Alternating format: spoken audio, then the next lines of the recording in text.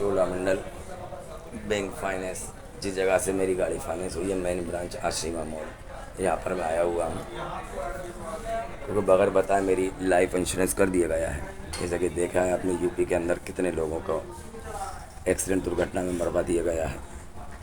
और गाड़ी जो होती है, गाड़ी का तो फाइनेंस जिसके नाम होती है, तो गाड़ी के अंदर तो मोटर मालिक का इंश्योरेंस होता है और साथ में बैठी सवारियों का भी होता है। जब एक इंश्योरेंस ऑलरेडी होता ही है तो उसके अंदर गाड़ी का कार्ड के ऊपर बैंक का नाम लिखा रहता है। गाड़ी अगर टोटल लॉस भी होती है, गाड़ी का लंबा नुकसान होता है, तो सबसे पहले बैंक वालों को ही इंश्योरेंस मिलता है। इसके अलावा भी दूसरा इंश्योरेंस मेरा करा दिया गया है चोलामंडल से। मतलब ऐसा कैसे हो सकता है एक व्यक्ति के नाम दो दो लाइफ इंश्योरेंस कवर। अब ये ज़बरदस्ती की धांधलाई चल रही है, इसके विषय में मैं यहाँ आया हुआ था। और अभी मैंने पॉलिसी मांगी यहाँ से, तो मुझे पॉलिसी दीजिए। और HDFC बैंक तो मैं गया भी नहीं, उसने मेरा कैसे इंश्योरेंस कर दिया। मैं तो वो बोलती हैं कि साइन करवा लिए थे आपसे। अब चोलामंडल का एजेंट मेरे घर फाइल्स लेके जाएगा और HDFC की बैंक का भी वो साइन कैसे करवा के लेके आ सकता है। डॉक्टर भी अलग अलग विभाग के होते हैं, अगर हड्डी का है तो हड्डी वालों को देखेगा, मगर आँखों का है तो आँखों को अलग देखेगा।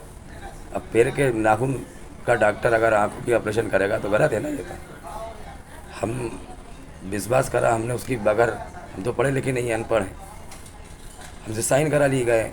अब उसने कितनी जगह साइन कराए, अब मालूम पड़ेगा 3 महीने बाद हमें मालूम पड़ा कि लाइफ इंश्योरेंस कवर कर गई। इसलिए हम यहाँ पर आए हुए हैं चोलामंडल में, क्योंकि ये ज़बरदस्ती का लाइफ इंश्योरेंस कवर है, ये हराम में जा रहा है हमारा पैसा। हमने बोला RBI का अगर ऐसा नियम है तो आप हमें लिख के दीजिए, ये नियम है आपका। क्योंकि मैंने गाड़ी फाइनेंस कराई, ये पर्सनल लोन थोड़ी दिया मैंने। गाड़ी फाइनेंस का मतलब अगर मेरी मृत्यु हो जाएगी, अगर किसी ने जाएगी तो आप छीन सकते हो, गाड़ी खींच सकते हो, है कि नहीं। अब जब मेरे जीते जी आपके गुंडों ने गाड़ी छीनने की प्रयास किया, रोकी गाड़ी, और मेरे बच्चों का मोबाइल छीन के रख लिया और थाने में जाके कंप्लेंट करवा रहे हैं कि इन्होंने पैर तोड़ दिया। जब जीते जी तुम ऐसा कर सकते हो तो मेरे मरने के बाद क्या नहीं करोगे तुम। मेरी बगैर मर्जी का लाइफ इंश्योरेंस क्यों करा। मेरी लड़ाई यही है, क्योंकि मैं मरने के बाद अपने बॉडी पे कर्जा क्यों रखूँ किसी का। तो मैं इस्लाम धर्म को फॉलो करने वाला हूँ। तो हमारी समाज तो एक ऐसा है कि जनाजे की नमाज नहीं होती जब तक ऐलान नहीं होता कि कोई कर्जदार हो तो आप बता दीजिए। तो जब नमाज होती है तो फिर ये तो गलत है। ये तो मेरी कौम के ऊपर उंगली उठाई गई कि मेरे मरने के बाद मेरी बॉडी। उस चोलामंडल बैंक से मैंने गाड़ी फाइनेंस कराई, HDFC वालों को क्या फ़ायदा होगा जो मेरा लाइफ इंश्योरेंस करने के बाद मेरी मृत्यु के बाद इनको पैसा देंगे। मैं उनका जीते जी क्या बिगाड़ रहा हूँ भाई। अगर मेरे जीते जी अगर तुम्हारा कोई मुझसे नुकसान हो रहा है तो मुझे बताओ ना। जो मेरी सुपारी ले रखी है कि कमर मर जाएगा तो हम आपको पैसा दे देंगे। मेरा सवाल उस HDFC से भी है कि मेरे मरने के बाद आपका क्या फ़ायदा होगा। अगर मेरे जीने से अगर आपका कोई नुकसान है तो मुझे बता दो भाई। अगर आप कुछ मेरी सहायता कर सकते तो मेरे जीते जी देना। मेरे मरने के बाद बैंक वालों को देने के लिए आपके पास धन है। तो बैंक अगर कंपलसरी करती है लाइफ इंश्योरेंस तो वो अपने पैसे को इन्वेस्ट करे ना।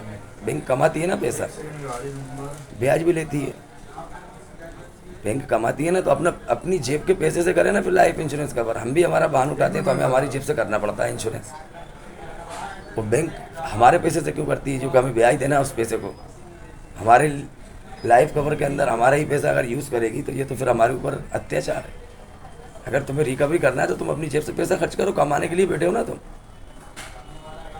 ये मेरा सवालात है, इसी के विषय मैंने केस डाला है। आज उसके लिए आया था चोलामंडल, पहली बार आया हूँ मैं, तो आज तक आया भी नहीं था। ये आपको भेजा मैंने, देख लिया। और ये चोलामंडल बैंक की शाखा क्या बोलते हैं आशिमा मॉल, क्योंकि जिस डीलर ने मेरे कर्मचारी ने मेरी गाड़ी फाइनेंस करी है वो तो फ़ोन भी नहीं उठा रहा, मेरा बात भी नहीं कर रहा। मजबूरी में मुझे हेड ऑफिस आना पड़ा, तो यहाँ से मैं कुछ पेपर निकलवा रहा हूँ। और मेरी जान का खतरा है, क्योंकि लाइफ इंश्योरेंस कवर करना मतलब कहीं भी दुर्घटना में मरवा देना। जी हाँ, तो एग्रीमेंट नंबर है, मतलब गाड़ी। जय हिंद, वंदे मातरम।